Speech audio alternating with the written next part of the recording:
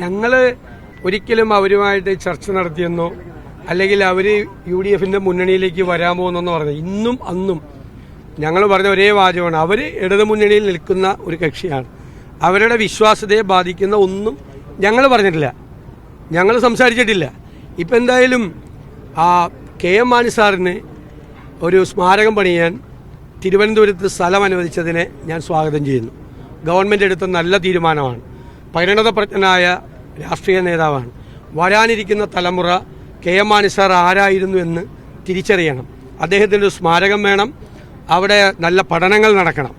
തീർച്ചയായിട്ടും ആ സ്ഥലം കിട്ടാൻ വേണ്ടിയിട്ട് ഞങ്ങൾ കൂടി ഒരു നിമിത്തമായതിൽ ഞങ്ങൾക്ക് വലിയ സന്തോഷമുണ്ട്. ഇല്ലെങ്കിൽ 10 കൊല്ലമായിട്ട് കൊടുക്കാത്ത സ്ഥലം ഇപ്പോൾ കൊടുത്തതിൽ തീർച്ചയായിട്ടും അത് വളരെ സന്തോഷമുണ്ട്. അത് ഇവർ തന്നെ ചെയ്യണം. കാരണം അദ്ദേഹത്തെ എങ്ങനെയെല്ലാം അപമാനിക്കാൻ ശ്രമിച്ച ആളുകളാണിപ്പോൾ അധികാരത്തിലിരിക്കുന്നത്.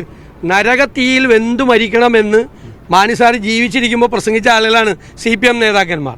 അപ്പം നരകത്തീയിൽ വെന്തു മരിക്കേണ്ട ഒരാളെന്ന് ശാപവാക്കുകൾ ചൊരിഞ്ഞ KM മാണി സാറിന് തിരുവനന്തപുരത്ത് സ്മാരകം പണിയാൻ അതേ ആളുകൾ സ്ഥലം അനുവദിച്ചതിലുള്ള സന്തോഷം ഞാൻ പങ്കുവയ്ക്കുന്നു. അതിന് ഞങ്ങളൊരു നിമിത്തമായി എന്നതിൻ്റെ സന്തോഷം കൂടി അതിൻ്റെ അഭിമാനം കൂടി ഞങ്ങൾക്കുണ്ട്. അത് അത്രമാത്രം ഞാൻ ആ കാര്യത്തെക്കുറിച്ച് പറയുന്നുള്ളൂ.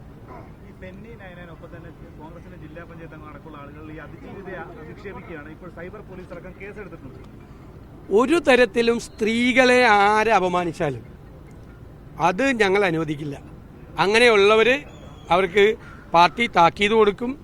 അവരെ പാർട്ടിയിലുണ്ടാവില്ല. അത് വീണ്ടും അവർ ആവർത്തിച്ചു കഴിഞ്ഞാൽ ഒരാളും ഉണ്ടാവില്ല. ഒരാൾ സ്ത്രീകളെ അപമാനിക്കാൻ പാടില്ല.